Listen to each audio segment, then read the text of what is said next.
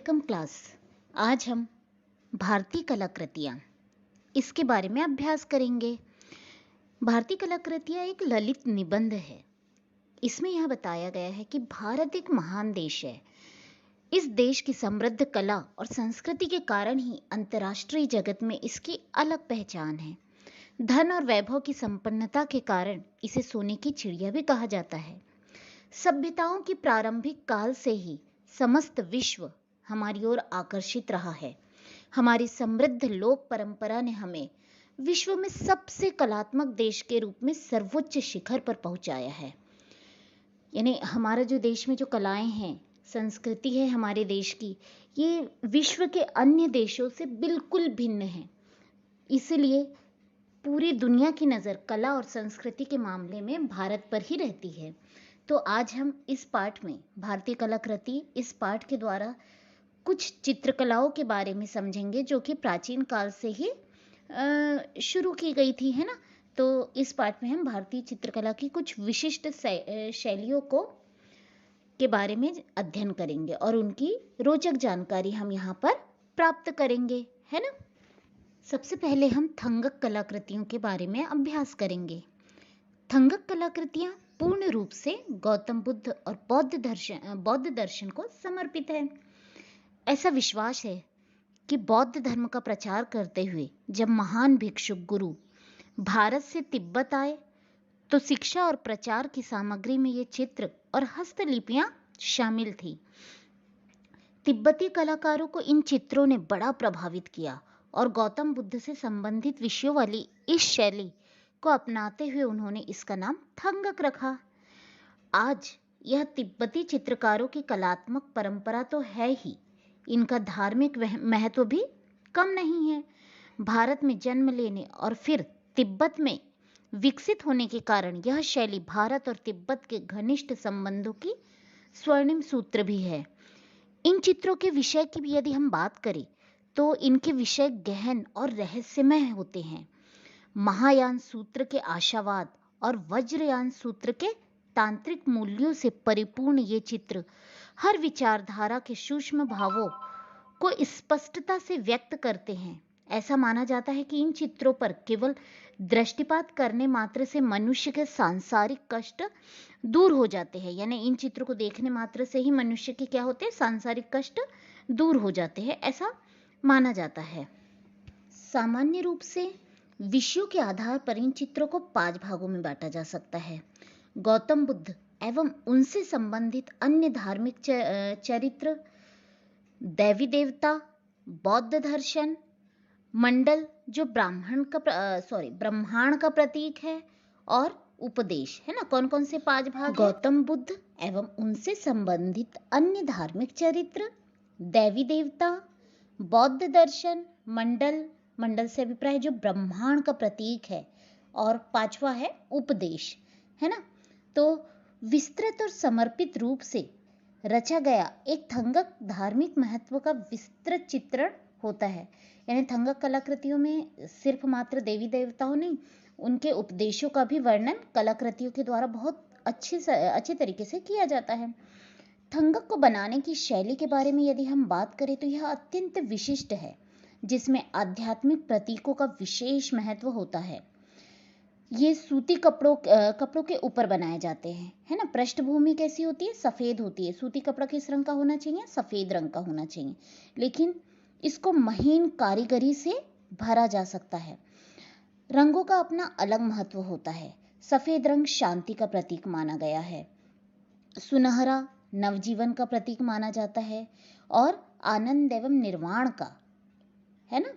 लाल रंग प्रेम और द्वेष दोनों ही पराकाष्ठा का, यानी लाल रंग से क्या माना जाता है? प्रेम और द्वेष दोनों ही लाल रंग के प्रतीक माना जाता है ना, लाल रंग।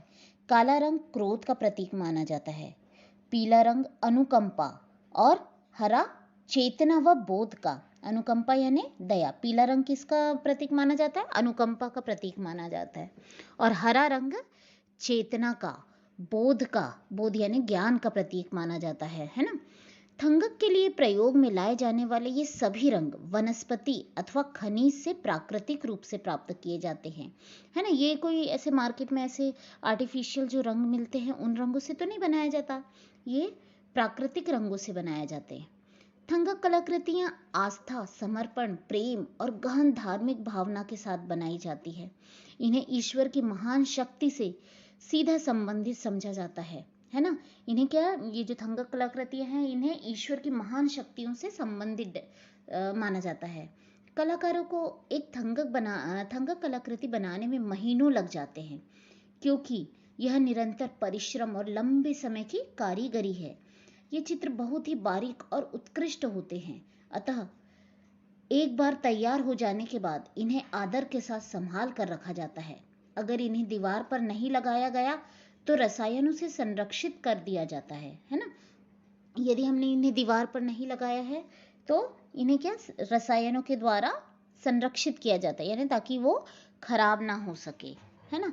तो अभी हम आगे दूसरी कलाकृति, ये तो हो गई थंगक कलाकृति की बात, अब हम पढ़ेंगे तंजावुर कलाकृति के बारे में। ओके, जैसा कि हम सभी जानते ही है कि भारत में मंदिरों और विहारों की दीवारों पर देवी देवताओं, संतों के और प्रकृति के नयनाभिराम चित्रण के विषय में हर भारतीय जानता है। और हमने भी देखा ही होगा, आप भी मंदिरों में जाते होंगे, विहारों में जाते होंगे, तो वहां पर दीवारों पर कई ऐसे चित्र उकेरे होते हैं या बनाए हुए होते हैं, तो उन्हें सभी ने देखा है ना। लेकिन भित्ति चित्रों के अतिरिक्त चित्रों की एक और शैली भी है जिसे लघु चित्र कहते हैं। भित्ति चित्र यानी वो दीवारों के ऊपर जो चित्र बनाए जाते हैं उसे कहते हैं, पर इसके अतिरिक्त लघु चित्र भी है। तो आज हम उनके बारे में पढ़ेंगे। ये चित्र किस पर बने होते हैं? लकड़ी, कांच या कागज पर बनाए जाते हैं। इन्हें आसानी से लाया जा सकता है और ये अनोखे उपहार साबित हो सकते हैं, है ना। तंजावुर कलाकृतियां लघु चित्रों की ऐसी ही एक शैली है। हालांकि आजकल काफी बड़े आकार की तंजावुर कलाकृतियां भी बाजार में उपलब्ध है। तमिलनाडु में तंजावुर नाम का एक छोटा सा नगर इस कला शैली के कारण पूरे विश्व में जाना जाता है। कहाँ से शुरुआत हुई थी इसकी? तमिलनाडु से। भारतीय लोक कला के अंतर्गत तंजावुर शैली का जन्म उस समय हुआ जब 18वीं सदी में तंजावुर में मराठों का राज्य था, है ना। तंजावुर यानी तमिलनाडु के जो तंजावुर प्रांत है उसमें किसका राज्य था? मराठों का राज्य था। और मराठी राजवाड़ों में कला और संस्कृति को आश्रय देने की अद्भुत परंपरा थी। तो वहां पर जो मराठी राजवाड़े थे, राजा महाराजा लोग थे, उन्हें तंजावुर कलाकृति बहुत पसंद थी। तो उन्हें यानी तंजावुर कलाकृति को उन्होंने आश्रय दिया, उसे फलने फूलने का मौका प्रदान किया। तंजावुर कलाकृतियों का मूल फलक कटहल के लकड़ी का बना होता है ना। यानी वो किस पर बनाई जाती है? कटहल के लकड़ी के ऐसे तख्ते होते हैं उसके ऊपर बनाई जाती है। और ये जो कटहल के वृक्ष है ये यहाँ पर बहुत पाए जाते, तंजावुर में बहुत पाए जाते। लकड़ी के मूल फलक के ऊपर गत्ते को गोंद से चिपकाया जाता है ना। किसको चिपकाया जाता है? लकड़ी के मूल फलक के ऊपर गत्ते को चिपकाया जाता है और उसके ऊपर साफ सुथरा सूती कपड़े को जमा कर चिपकाया जाता है और चूना पत्थर का एक लेप किया जाता है। फिर इसे चिकने पत्थर या सीप से घिसकर समतल बनाया जाता है। ये सब लगाने के बाद उसे अच्छे से घिसा जाता है ना। चित्र की बाहरी रेखाओं को रंग भरने से पहले हाथ से खींचा जाता है, यानी बाहरी आउटलाइन बनाई जाती है ना, तो खींचा जाता है। जिन स्थानों पर रंगीन पत्थर या रत्नों के रंग को भरना होता है वे खाली छोड़ दिए जाते हैं और बाद में कच्चे चूना पत्थर और गोंद के महीन मिश्रण को खाली स्थान में भरा जाता है। यानी जहाँ पर हमको कुछ रत्नों को भरना है या कुछ सोने की तार भरनी है तो वहाँ उस स्थान को थोड़ा ऊंचा कर दिया जाता है ताकि वो अच्छे से दिखाई दे, और इन पर रत्नों और पत्थरों को चिपका दिया जाता है। रत्नों के किनारों वाले स्थान पर सोने के वर्क को इमली के गोंद से चिपकाया जाता है ना। किससे चिपकाया जाता है? इमली की गोंद से चिपकाया जाता है, जिससे यह स्थान उभर कर सुंदर दिखाई देने लगता है। सोने के वर्क और रत्नों के जड़ाव के कारण जो मुलायम कुची से जो बचा हुआ हिस्सा होता है उसको मुलायम कुची से कलाकृति को पूरा कर दिया जाता है और इसके लिए वनस्पति रंगों का प्रयोग किया जाता है ना। वनस्पति रंग यानी फिर से वही कह सकते हैं कि हम प्राकृतिक रंगों का प्रयोग किया जाता है। तंजावुर चित्रों के विषय धर्म और पौराणिक कथाएं हैं, है ना।